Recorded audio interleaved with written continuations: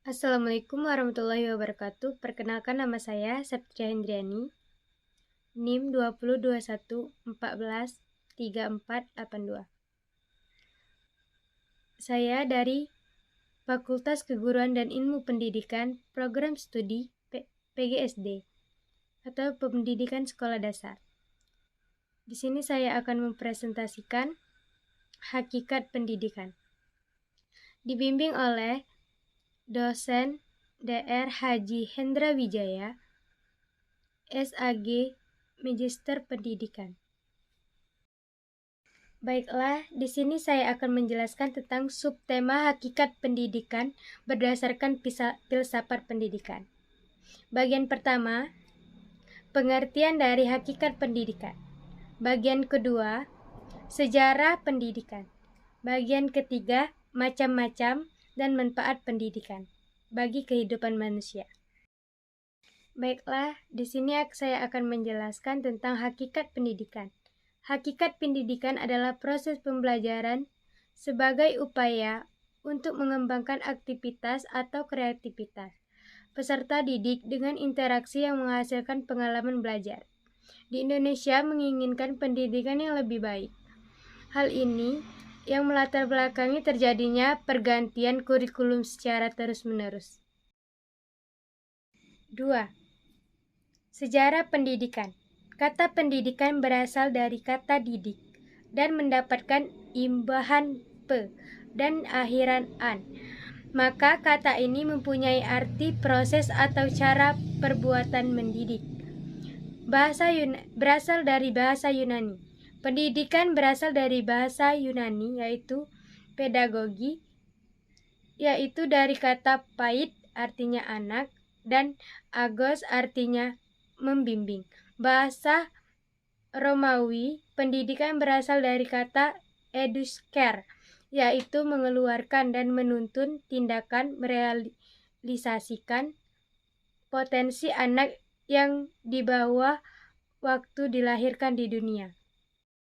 Menurut Ki Hajar Dewantara, hakikat pendidikan adalah seluruh daya upaya yang dikerahkan secara terpadu untuk tuntunan kemerdekaan aspek lahir dan batin manusia.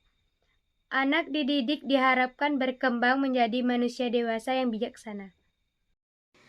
Menurut Dr. Ahmad de Marimba, pendidikan adalah bimbingan jasmani rohani berdasarkan hukum agama Islam menuju kepada terbentuknya kepribadian utama menurut ukuran-ukuran dalam pendidikan. Menurut Prof. Idhak Jasin, MA dari MJ Legenfeld, bahwa mendidik adalah memberi pertolongan secara sadar dan sengaja kepada seorang anak yang belum dewasa dalam pertumbuhannya ke arah kedewasaan, dalam arti dapat berdiri sendiri dan bertanggung jawab atas segala tindakan menuntut pilihannya sendiri. 3. Contoh dan manfaat hakikat pendidikan. 1. Pendidikan sebagai proses transportasi budaya.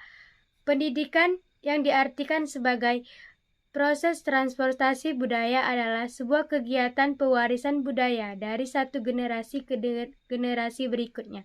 Dengan demikian, pendidikan berkaitan dengan kebiasaan dalam suatu komunitas. 2. Pendidikan sebagai proses pembentukan kepribadian. Sebagai proses pembentukan kepribadian yaitu pendidikan sebagai suatu kegiatan yang sistematis dan sistematik terarah kepada terbentuknya kepribadian peserta didik. 3.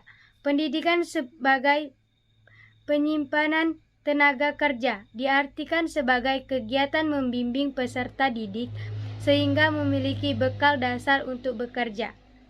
Pembekalan dasar ini berupa pembentukan sikap, pengetahuan, keterampilan, dan pada calon luaran. 4. Pendidikan sebagai proses penyiapan warga negara. Pendidikan sebagai penyiapan warga negara diartikan sebagai suatu keinginan yang terencana untuk membekali peserta didik agar menjadi warga negara yang baik. Demikian presentasi dari saya. Apabila ada salah kata, saya mohon maaf. Saya akhiri dengan wabillahi taufiq wal hidayah. Wassalamualaikum warahmatullahi wabarakatuh.